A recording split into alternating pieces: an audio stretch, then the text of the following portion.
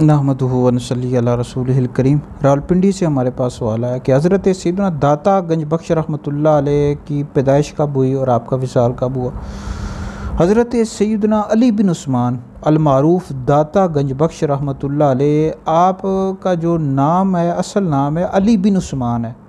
अलमारूफ़ दाता गंज बख्श के हवाले से आपको याद किया जाता है, लेकिन नाम आपका अली बिन उस्मान है।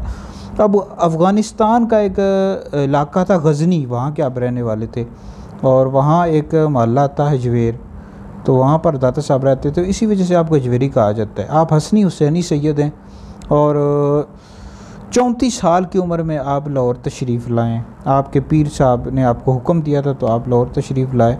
तो बहुत बड़े आलिम थे, बहुत बड़े आशिक़ रसूल हैं दाता साहब, बहुत बड़ी हस्ती हैं।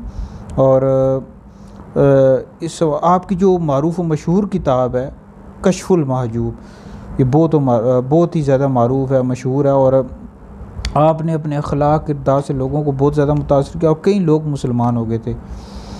तो आपका जो विसाल हुआ है वो 465 सिनी हिजरी में हुआ और 20 सफ़रुल मुज़फ़्फ़र को। सब वैसे विसाल के वाले से इख्तलाफ है, लेकिन एक कौल 19 सफ़र का भी मिलता है और एक कौल के मुताबिक 20 सफ़र को हुआ है 465 सिनी हिजरी में। आपका जो मज़ार शरीफ है लाहौर पंजाब पाकिस्तान में। अल्लाह ताला आपके सदक़े हमारी मग़फ़िरत फ़रमाए।